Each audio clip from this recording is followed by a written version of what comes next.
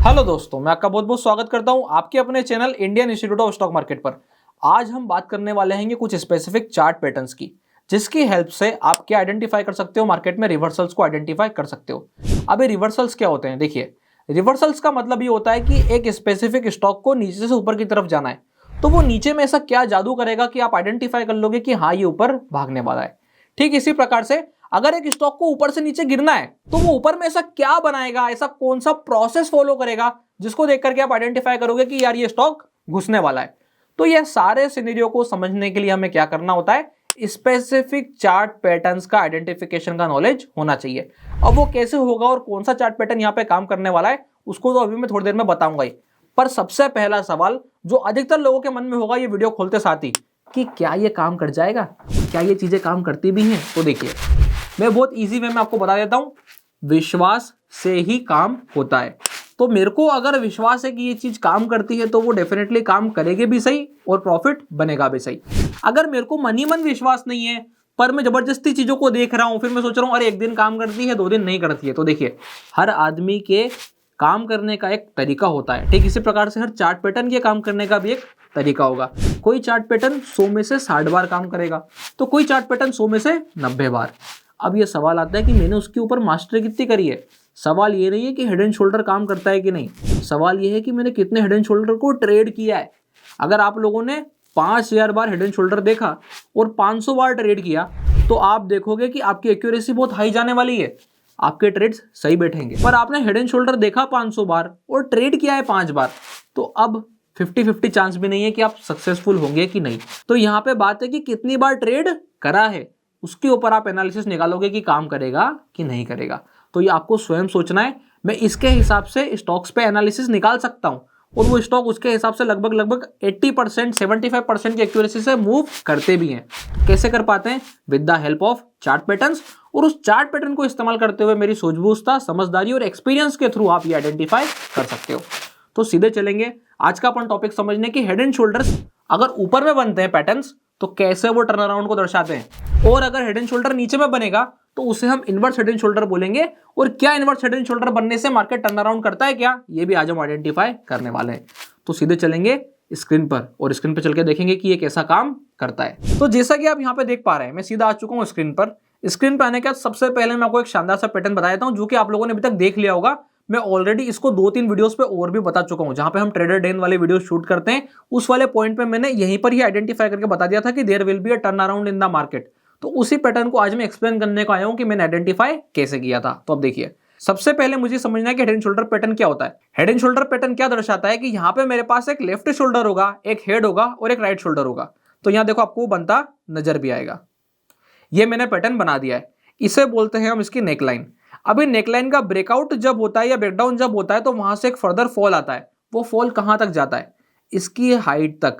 अगर ये हाइट जितनी होगी आपका पहला टारगेट भी उतना ही होगा। तो हेड एंड शोल्डर बेसिकली इतना सिंपल है। बात हेड एंड शोल्डर सिंपल है कि नहीं इसकी नहीं है, बात है हेड एंड शोल्डर बनते बनते में मुझे आइडेंटिफाई कर लेना है कि बन रहा है, तभी तो मैं एग्रेसिव ट्रेड्स ले पाऊंगा विद स्मॉल स्टॉप लॉस। क्यों? क्योंकि अगर मैं यहां जाके शॉर्ट किया या यहां जाके शॉर्ट किया तो क्या ही शॉर्ट किया, आइडेंटिफाई मुझे यहां करना है कि देखो ये राइट शोल्डर है और यहीं से ही मार्केट सरकने के चांस है, तो मुझे यहीं पर ही एग्रेसिव शॉर्ट सोचना चाहिए।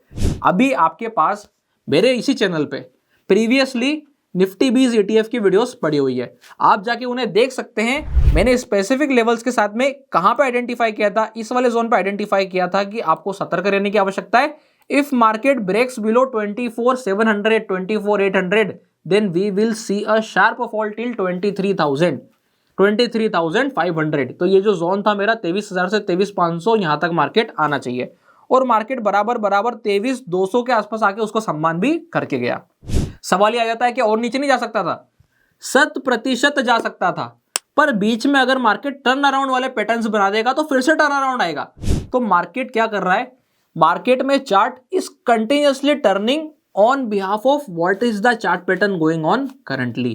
तो जैसे कि अगर पैटर्न ऐसा बनते बनते एकदम से नीचे आके ऐसा बन गया तो यहां पे क्या हो गया? डबल बॉटम बन गया। अब डबल बॉटम ने क्या करा? इस वाले पैटर्न को काउंटर करा।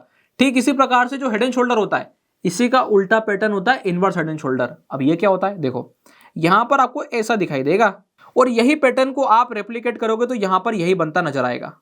बहुत सारे लोगों को नहीं दिखा होगा, पर जिनको दिखा, they have catch the momentum and they have identified the rally and they have traded the rally. ये भी पॉसिबिलिटी है।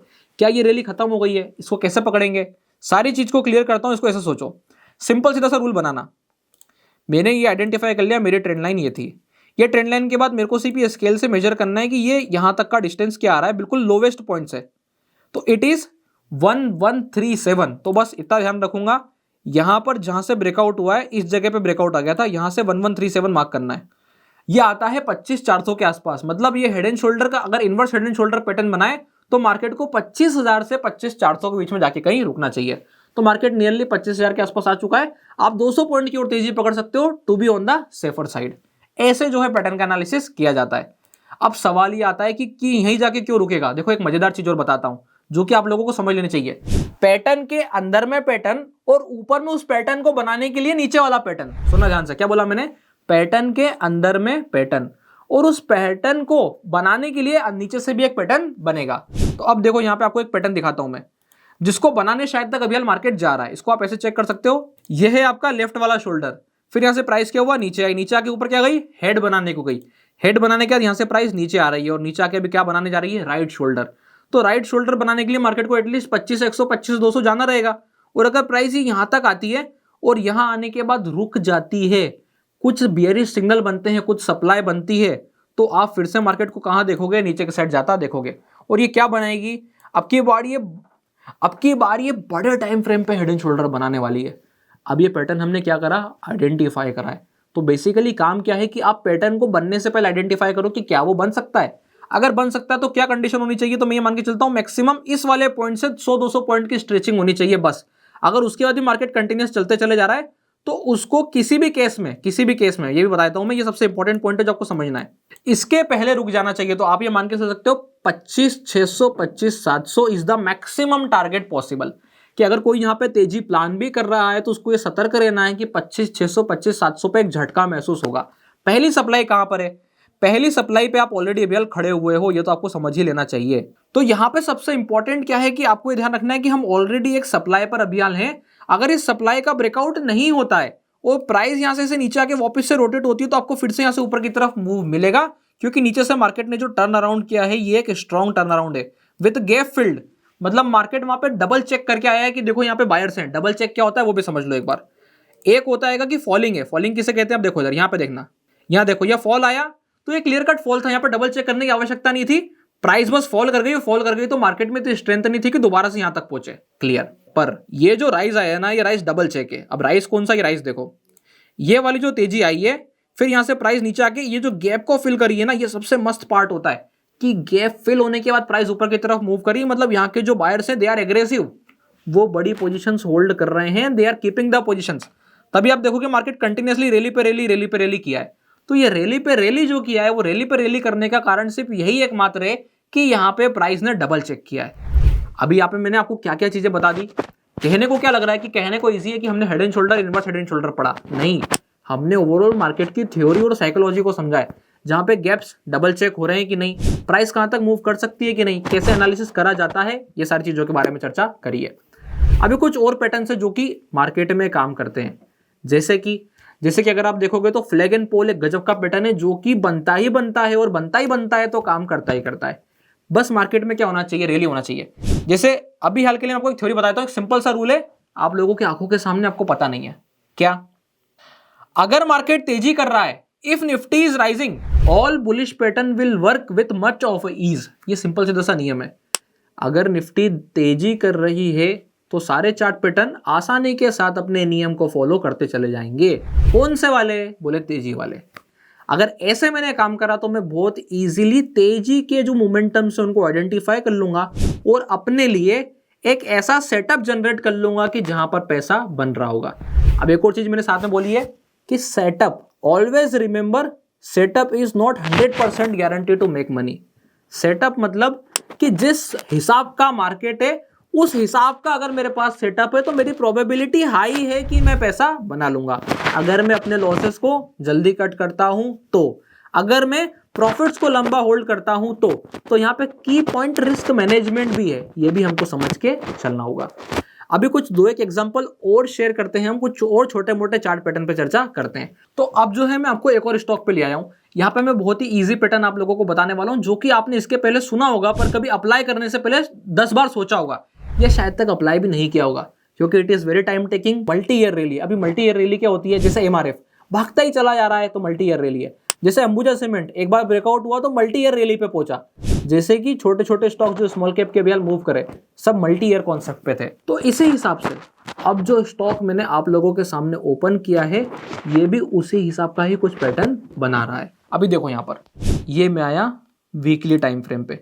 वीकली टाइम फ्रेम पे आने के बाद आप लोगों ने एक नियम सुना होगा, बॉक्स।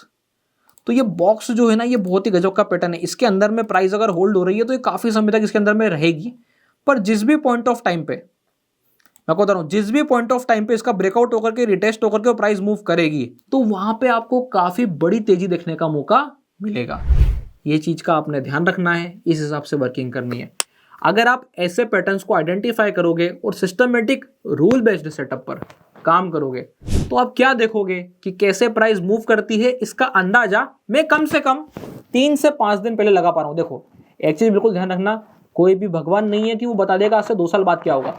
अगर कोई 2 साल बाद का एनालिसिस कर रहा है तो वो अंदाजे पे कर रहा है। अगले 4-5 दिन में क्या हो सकता है, उसके लिए आपके पास कुछ सिस्टम्स हो सकते हैं। हो सकता है किसी के पास ऐसा सिस्टम भी हो जो 2 साल आगे का बताता हो, तो वो उसकी फिर अपनी थ्योरी होगी, अपने मेथड्स होंगे। जो मेरा तरीका है, मैं कोशिश करता हूं कि अगले 3 से 5, क्या बोला मैंने, अगले 3 से 5 दिन में क्या होगा, इसके हिसाब से हम काम करना पसंद करते हैं। क्योंकि कारण क्या है, उसी के हिसाब से मैं ऑप्शंस पे ट्रेड कर पाता हूं। मैक्सिमम मेरी पोजीशन हफ्ते की खड़ी हो सकती है और उससे मैक्सिमम पोजीशन मेरी मंथली खड़ी हो सकती है। इससे ऊपर तो एक्सपायरी आई जानी है।